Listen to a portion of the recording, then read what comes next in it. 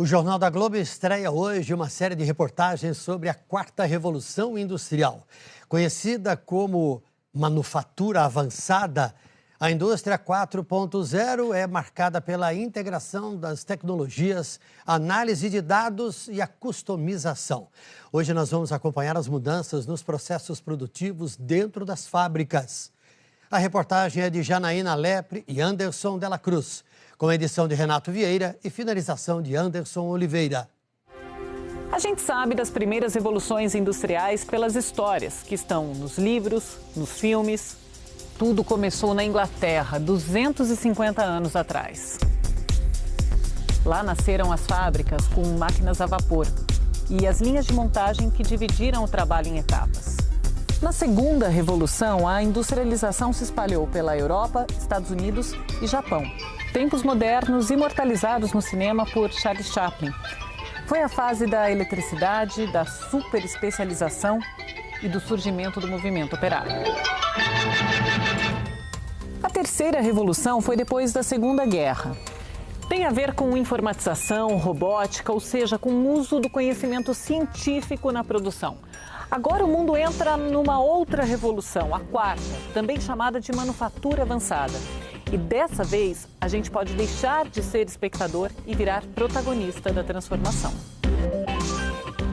Os conceitos da indústria 4.0 viraram de cabeça para baixo a imagem que a gente tinha do chão de fábrica. Nós estamos agora em uma planta industrial planejada para funcionar com a integração das tecnologias.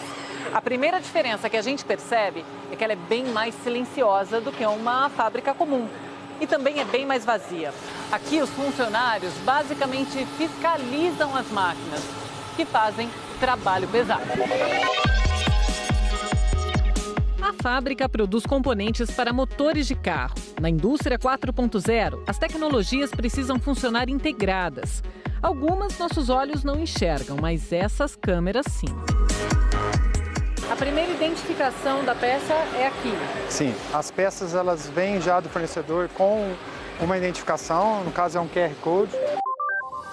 É como se cada peça tivesse um número de RG. Toda vez que ela passar por alguma etapa da produção, o servidor fica sabendo. As informações serão armazenadas por 20 anos, porque se um dia houver algum problema, será possível rastrear a peça e saber como foi produzida. Mas como elas são acompanhadas uma a uma, a empresa diz que o risco de defeitos diminui. Se algo sai dentro dos ranges de controle, a própria máquina já entende que há uma falha, que há uma anomalia, e ela vai nos avisar e vai separar essa peça. Se isso acontece em sequência, a máquina pode já tomar a decisão de parar ou de fazer alguma alteração, fazer alguma correção. Ou seja, ela toma decisões sozinha. Sim, ela é capaz de tomar algumas decisões sozinha. A falha também pode ser corrigida de longe. A fábrica, que fica em Poços de Caldas, Minas Gerais, é um braço de uma multinacional alemã. Um técnico lá na matriz pode ajustar as máquinas no Brasil. E você tem, assim, como benefício, processo de montagem totalmente fiel, com alta qualidade, alta performance, com baixo nível de sucata, de scraps. Então, esse era o desafio, né, e que a indústria 4.0 pode proporcionar. Pois é, não é filme de ficção científica. A quarta revolução industrial está entre nós. Uma história contada a partir de 3 pilares tecnológicos.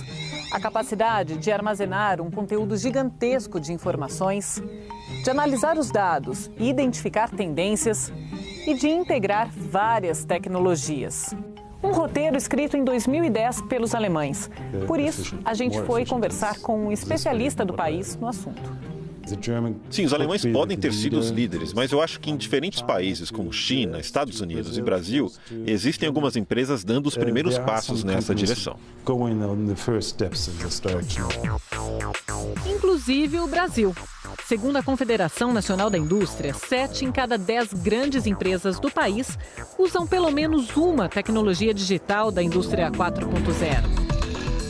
A Agência Brasileira de Desenvolvimento Industrial diz que, considerando todas as nossas indústrias, 4% são 4.0. O objetivo é chegar perto de 10%. O presidente da BDI diz que não é mesmo para todo mundo, mas todo mundo vai ganhar. O objetivo da Revolução 4.0, dessa quarta revolução industrial, não é só trabalhar a 4.0, é evoluir as outras partes da cadeia industrial, também do tecido industrial brasileiro. Então é fazer com que a 1.0 vire 2, que a 2 vire 3 e que a 3 vire 4.0. A indústria automobilística é uma que tem puxado a cadeia. Nessa montadora alemã, as tecnologias que estão sendo implementadas obrigam a adaptação dos fornecedores. Com a conectividade da indústria final com os fornecedores, por exemplo, todos ganham, porque você consegue produzir aquilo dentro do tempo que isso vai ser consumido. Hoje, o código de barras identifica o automóvel da carcaça até a pintura, para controle da indústria. Mas a ideia é que identifique um carro feito sob medida, do jeitinho que o dono quiser. Lá na frente, a produção sob demanda pode representar o fim de pátios congestionados com o estoque. De acordo com o diretor industrial de uma das maiores empresas de TI do mundo, a vida do consumidor vai mudar até nas pequenas coisas do dia a dia. Você tem algumas mudanças radicais aí, né? Não só você corre o risco de reduzir estoque, né? Mas como selecionar melhor que tipo de estoque eu preciso ter dentro da minha fábrica e que tipo de estoque eu tenho que vender para o meu consumidor que quer imprimir em 3D um determinado produto. Customização. Vender projeto em vez de produto. Mas para tudo isso dar certo, o Brasil ainda precisa avançar no básico: conectividade. Internet rápida e mais barata. A agenda de conectividade é igualmente fundamental, né, porque a indústria 4.0 pressupõe a circulação de dados, né, dentro da empresa, de uma empresa para outra, e para isso, obviamente, a gente tem que ter uma infraestrutura mais eficiente e mais abrangente no Brasil. Essa história não termina aqui, e nem dentro dos limites da fábrica. É o que a gente vai ver na próxima reportagem.